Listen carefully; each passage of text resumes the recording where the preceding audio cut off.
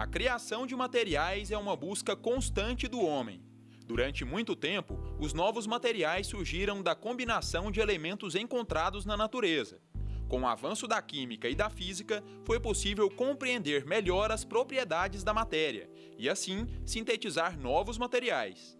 Desenvolvimento de novos materiais é o tema de hoje do Viver Ciência. A história da sociedade é sempre relacionada com a capacidade do desenvolvimento de materiais, da utilização de novos materiais, né? Dos materiais em geral. Tanto é que as civilizações antigas eram denominadas pela capacidade que se tinha de utilizar os materiais. Idade da pedra, idade do bronze. Inicialmente se utilizava materiais naturais, né? Madeira, argila. Depois se descobriu que era possível fazer tratamento térmico, fazer mistura de materiais para encontrar as propriedades superiores às dos materiais naturais. Computadores, automóveis, máquinas. Sem novos materiais e sua produção eficiente, nada disso existiria. Os novos materiais surgem para suprir as necessidades do homem, seja no desenvolvimento de novas tecnologias ou na substituição de materiais já existentes em busca de melhores custos e aplicações. Por exemplo, argila, né? Argila se utiliza desde a antiguidade. Mais recentemente, há uns 30, 40 anos atrás, se descobriu como separar a argila em folhas muito finas, folhas com espessura de 1 nanômetro. E essa argila esfoliada, ela tem várias aplicações que a argila integral não tem. Ela pode servir como, por exemplo, um aditivo para a fabricação de plásticos que impede que o gás escape, por exemplo, um material para uma garrafa de refrigerante. A produção de conhecimento e as demandas da sociedade determinam o desenvolvimento de novos materiais, uma atividade cuja evolução guia a evolução da própria humanidade. Nessa sociedade moderna, ela é muito complexa, né? Então a demanda por materiais dos mais diversos tipos existe e vai sempre existir. As próprias novas tecnologias demandam novos materiais, seja eles na área de saúde, seja na aplicação ambiental, na produção de energia. Todas essas áreas do conhecimento e ramos de atividade demandam novos materiais.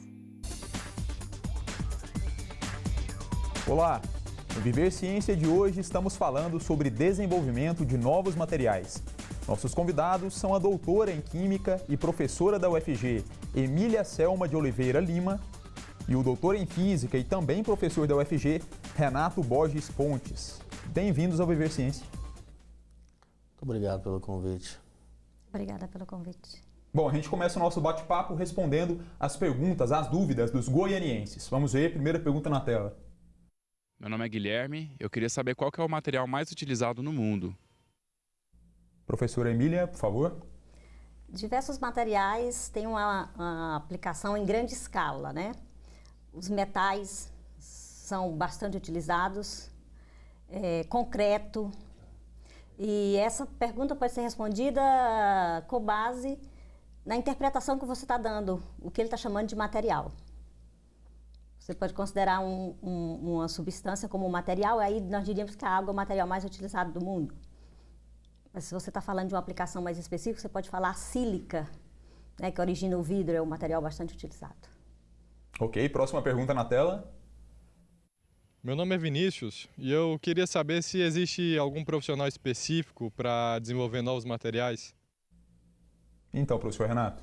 Na verdade, existe sim. Acho que a gente pode destacar os físicos de materiais, os engenheiros físicos também, dependendo da formação dele, da especialização ao final do curso, ele pode trabalhar com novos materiais. Os químicos, os engenheiros químicos e também os cientistas e engenheiros de materiais são profissionais capacitados aí a trabalhar nessa área e no desenvolvimento de novos materiais. Ok, mais uma pergunta. Meu nome é Gabriel Peixoto e eu ouvi falar que o grafeno é o material do futuro. Queria saber que material é esse. Professor Renato? O grafeno, ele é uma das formas cristalinas do carbono, digamos assim.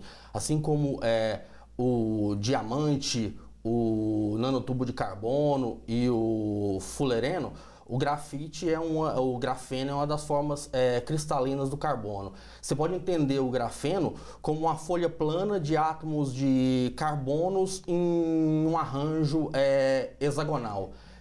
O grafeno ele tem se mostrado ter propriedades físicas e químicas impressionantes. Ele tem a espessura de um único átomo. Ele é um excelente condutor de eletricidade e de calor. Ele é mais forte do que o aço e é um dos materiais mais leves, extremamente leve na verdade, e ele tem potencial para aplicação aí em diferentes áreas, desde a área biomédica até a indústria eletrônica, por isso ele é tido como um dos materiais do futuro aí.